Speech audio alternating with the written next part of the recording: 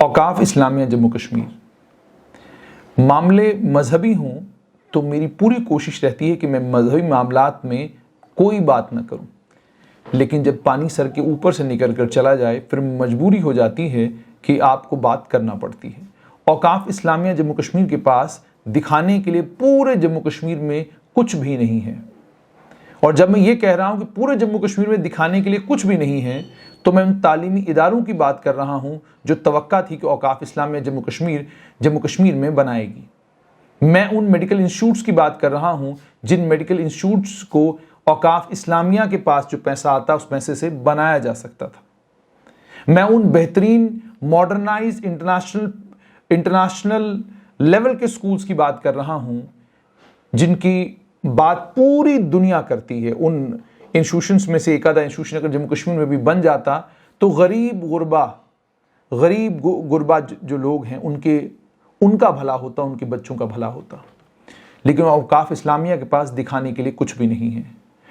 اور ایک مثال کہ اوقاف اسلامیہ کے پاس گاندھی نگر میں گولڈ مارکیٹ میں جو بزیسٹ مارکیٹ مانی جاتی ہے جموں کی، اس مارکیٹ میں اوقاف اسلامیہ کے پاس ایک بہت بڑا زمین کا ٹکڑا ہے۔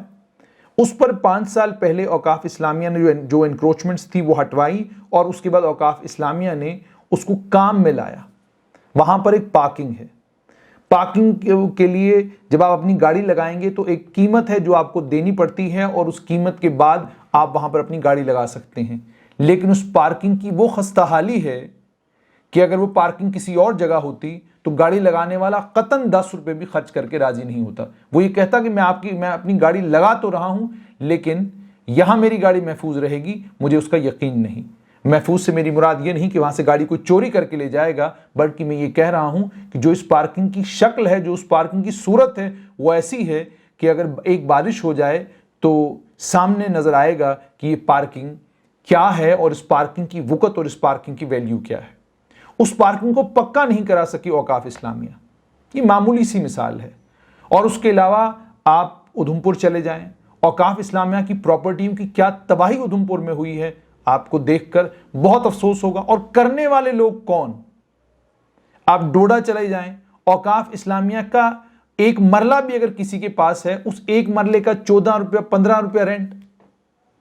آپ رجوری چلے جائیں، پنچ چلے جائیں، آپ کٹھوا، سامبا، آپ رامبن چلے جائیں، آپ بانیہال چلے جائیں، آپ کشمیر کے کسی بھی علاقے میں چلے جائیں، اور اس کے بعد وہاں پر دیکھیں کہ اوقاف کے پاس ہے کیا، اور اوقاف اس کا کرایہ کتنا لیتی ہے، اوقاف اس کو کس استعمال میں لا رہی ہے، اور اس اوقاف کے اس استعمال میں لانے سے لوگوں کو کتنا بھلا ہو رہا ہے۔ جب آپ دیکھیں گے تو آپ خون کے آنسو روئیں گے۔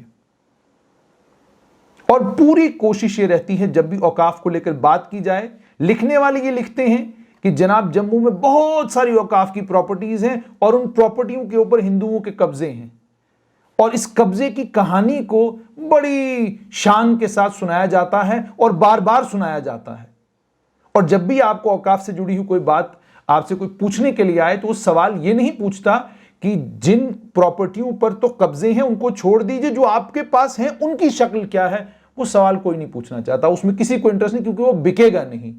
آپ اخبار میں لکھیں گے تو کوئی پڑھے گا نہیں، آپ کہیں اور کسی جگہ ٹیلی ویژن چینل کے اوپر اس ڈیبیٹ میں اس کا ذکر کریں گے تو کوئی سنے گا نہیں، آپ یوٹیوب کے اوپر ویڈیو بنا کے ڈالیں گے تو کسی کو اس میں دلچسپی نہیں۔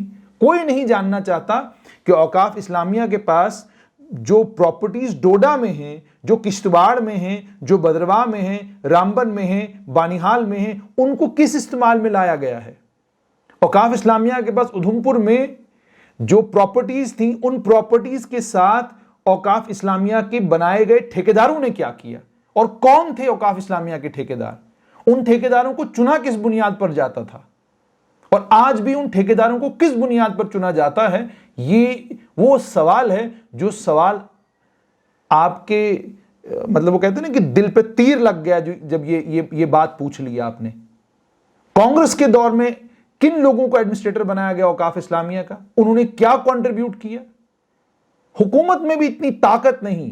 میں ان حکومتوں کی بات نہیں کر رہا جو اس سے پہلے تھی، آج لیفٹیننٹ گورنر کی ڈسپنسیشن میں بھی یہ طاقت نہیں کہ وہ ان ایڈمنسٹریٹروں کا حساب کتاب کریں، ان سے یہ پوچھیں کہ جب آپ کی ذمہ داری تھی، جب آپ کے ذمہ اوقاف تھا، آپ نے اوقاف کی پراپرٹیز کے ساتھ، دکانوں کے ساتھ، اوقاف کی زمینوں کے ساتھ اور اوقاف کی باقی جتنی بھی پراپرٹیز تھی ان کے ساتھ آپ لوگوں نے کیا کیا؟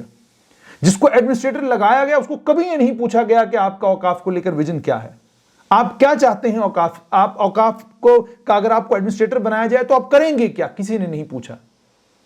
کوئی آ کے کہتا جی میں نے قبرستان کے باہر دیوار بنا دی، کوئی آ کے کہتا جی میں نے قبرستان کی صفائی کرا دی، کوئی آ کے کہتا ہے کہ جناب میں نے اوقاف کی فلاں جگہ دکانیں تھیں ان کا آکشن کر دیا۔ آکشن کیا تو اس کے بعد اس سے ریونیو کتنا آ رہا ہے، وہ ریونیو جا کہاں رہا ہے، اس ریونیو کا استعمال کہاں ہو رہا ہے؟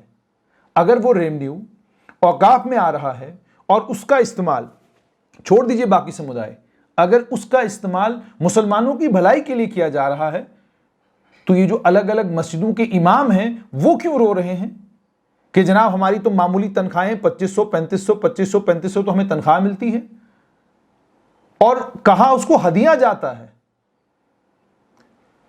اس کو کہا ہدیہ جاتا ہے، لیکن اوقاف میں جس آدمی کو ذمہ داری دی جاتی ہے وہ چٹھی نکالتا ہے، کہتا ہے جی آپ کی تو حاضری لگے گی اماموں کی آج سے، جب آپ کی 30 دن کی پوری حاضری ہوگی اس کے بعد 2500 روپے آپ کو ملے گا۔ یہ حالات ہیں، اور صرف یہی معاملہ نہیں ہے، معاملہ یہ بھی ہے بہت ساری بیوائیں ہیں، بہت سارے یتیم بچے ہیں جو اس اوقاف میں جو پیسے جمع ہوتے ہیں، اوقاف کی پراپرٹیز سے جو رینٹ آتا ہے، جو ریونیو آتا ہے، بہت ساری ایسی بیوائیں ہیں، بہت سارے ایسے یتیم ہیں جن کو اس پیسے کی ضرورت ہے۔ کیا ان ضرورت مندوں تک یہ پیسہ پہنچتا ہے؟ میں بڑی ذمہ داری کے ساتھ کہہ رہا ہوں یہ نہیں پہنچتا، بالکل نہیں پہنچتا۔ میں تو مبارکباد دیتا ہوں ماتا ویشنو دیوی شرائن بورڈ کا، جس آدمی نے بھی یہ ماتا ویشنو دیوی شرائن بورڈ کو لے کر سوچا، جس کا ذہن بنا، جس نے طے کیا کہ ماتا ویشنو دیوی شرائن بورڈ بنایا جائے گا اور وہ اس بورڈ سے فلاح و بہبود کے کام کیے جائیں گے۔ آج شری ماتا ویشنو دیوی شرائن یونیورسٹی ہے، اس یونیورسٹی میں تمام مذہبوں کے لوگ پڑھ رہے ہیں۔ آج نارائنا ہاسپٹل میں ہر مذہب کا آدمی علاج کرانے کے لیے جا رہا ہے۔ نارائنا ہاسپٹل ایک میڈیکل ریسرچ سینٹر بننے جا رہا ہے، ہر مذہب کا، ہر ذات کا، ہر برادری کا آدمی آج اس کے میڈیکل ریسرچ سینٹر کا کل حصہ بنے گا۔ آج ایس ایم بی ڈی میں جس سمے نوکریوں کے لیے اپلیکیشنیں نکلیں گی تو تمام مذہبوں کے لوگ بھریں گے اور وہاں جائیں گے اور نوکری کریں گے۔ جو بھی بچہ کوالیفائی کرے گا وہ کل شری ماتا ویشنو دیوی شرائن کی جو یونیورسٹی ہے اس یونیورسٹی کا طالب علم بنے گا، وہاں پڑھے گا اور وہاں سے پڑھنے کے بعد دنیا کے کسی بھی کونے میں جا کر جو ہے وہاں پر بھی لوگوں کی بھلائی کرنے کا کام کرے گا۔ لیکن اوقاف سے جو توقعات تھیں وہ توقعیں پوری کیوں نہیں ہوئی؟ میں نے پہلے ہی کہا کہ اگر کبھی بھی کسی بھی حکومت نے یہ سوچا ہوتا کہ یہ جو اثاثہ ہمارے پاس ہے اس اثاثے کا استعمال اس طریقے سے کیا جائے کہ لوگوں کا بھی بھلا ہو اور اسٹیٹ کو بھی یہاں سے ریونیو آئے اور اس ریونیو سے میڈیکل ریسرچ سینٹر بنے، اس ریونیو سے بہترین قسم کے اسکول بنے، اس ریونیو سے بہترین قسم کے نیشنل اور انٹرنیشنل پیمانے کے اسکول بنے، اگر یہ کبھی کسی کا ویژن رہا ہوتا تو شاید آج اوقاف کی شکل و صورت ہی کوئی اور ہوتی۔ جو بھی کرسی پر بیٹھتا ہے اس کا پہلا فوکس اس چیز پر ہوتا ہے میں کرسی پہ بیٹھا ہوں اور تمام لوگ میرے خدمت گزار ہیں، اب جب یہ خدمت گزار میری خدمت میں آئیں گے اور صبح صبح مجھے سلام کریں گے تب جا کے میں سوچوں گا کہ مجھے اوقاف کے لیے کرنا کیا ہے۔ ایک آدھا جموں میں ریزیڈنسی روڈ کے اوپر ایک آدھا مال بنا ہے، لیکن وہ مال ابھی تک جو ہے آپریشنل نہیں ہوا ہے۔ اب سوال یہاں پر یہ ہے کہ اگر اوقاف کے پاس اتنے اثاثے ہیں، اوقاف کے پاس اتنی پراپرٹیز ہیں، تو کیا لیفٹیننٹ گورنر منوج سنہا اور chief secretary B V R Subrahmanyam, کیا آپ دونوں کو یہ نہیں لگتا کہ سوال پوچھنا ضروری ہے کہ جن لوگوں کو اوقاف کی ذمہ داری پچھلے 60 سال 70 سال لگاتار دی گئی، الگ الگ علاقوں میں دی گئی، الگ الگ ڈسٹرکوں میں دی گئی، انہوں نے کنٹریبیوٹ کیا کرا؟ ان سے حساب کتاب نہیں مانگا جانا چاہیے کہ جب آپ اوقاف کے ایڈمنسٹریٹر تھے آپ نے اپنے دور میں کیا کیا، بتائیے 2 سال کا حساب دیجیے ہمیں۔ کوئی حساب مانگنے کی ضرورت نہیں ہے۔ نام مسلمانوں کا اور اوقاف کے ایڈمنسٹریٹر کی کرسی اس آدمی کو دی جاتی تھی جو سیاسی طور پر دائیں طرف ہو یا بائیں طرف ہو۔ یہ میرا سیاسی آدمی ہے، میرا خاص آدمی ہے، یہ اوقاف کا ایڈمنسٹریٹر رہے گا یہاں پر۔ اور اس کے بعد اس اوقاف کے ایڈمنسٹریٹر نے کیا کیا؟ किसी ने सवाल नहीं पूछा। हुकूमत अपनी थी, सवाल कौन पूछता? और आम मुसलमान भी सवाल पूछना नहीं चाहता। वो इसलिए सवाल पूछना नहीं चाहता क्योंकि उसको ये लगता है कि जो पैसा मैंने दे दिया, मैंने दे दिया, मुझे क्या जरूरत है ये पूछने की भाई आपने मेरे पैसे का क्या किया? मुझे क्या जरूरत है ये पूछने की? मैं क्यों ये नहीं पूछूं कि जनाब अगर श्री माता वैष्णो देवी श्राइन बोर्ड के तहत एक बेहतरीन यूनिवर्सिटी बन सकती, बेहतरीन हॉस्पिटल बन सकता है, तो औकाफ इस्लामिया के पास क्या वसाइल कम है? बाबा गुलाम शाह बादशाह यूनिवर्सिटी को क्यों सरकार से ग्रांट मांगने की जरूरत पड़ती है? Islamic university of science and technology को क्यों सरकार से ग्रांट मांगने की जरूरत पड़ती है? क्यों आपके पास एक मिसाली मेडिकल कॉलेज नहीं? क्यों आपके पास एक मिसाली मेडिकल रिसर्च सेंटर नहीं?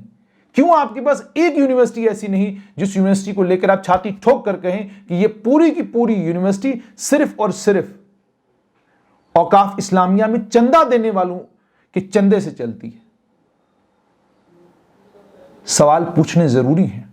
और अगर आज भी आप लोगों ने सवाल नहीं पूछे और मेरे इस वीडियो को देखने के बाद नीचे गालियां वालियां देना शुरू कर दी, मुझे उससे कोई फर्क पड़ने वाला नहीं।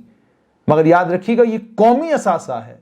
इस कौमी असासे को लूटने के अलावा कोई काम नहीं किया गया इसको। और दूसरा, जैसा मैंने पहले ही कहा, इस कौमी असासे को लेकर एक ही सोच हमारी कि जरा ये बताइए जनाब जम्मू में औकाफ की प्रॉपर्टियों के ऊपर कितने कब्जे हैं। ये हमें मत बताइएगा कि हमने डोडा में जिसको एडमिनिस्ट्रेटर लगाया था, किश्तवाड़ में जिसको एडमिनिस्ट्रेटर लगाया था, जो एडमिनिस्ट्रेटर हमारा रामबन में था, जो उधमपुर में था, जो जम्मू में था, उन एडमिनिस्ट्रेटरों ने अपने दौर में, अपने वक्तों में कौन से कमाल के काम कर दिए। वो प्रॉपर्टियां जिनके ऊपर किसी का कब्जा नहीं, जो प्रॉपर्टियां मुकम्मल मुस्लिम अक्सरियती इलाकों में हैं, उन प्रॉपर्टियों के ऊपर कौन से हमने इंटरनेशनल टर्मिनल बना दिए, उन प्रॉपर्टियों के ऊपर कौन से हमने इंटरनेशनल एयरपोर्ट बना दिए, उन प्रॉपर्टियों के ऊपर हमने कौन से कमाल के कॉलेज या कौन से कमाल की यूनिवर्सिटियां बनाई, उन प्रॉपर्टियों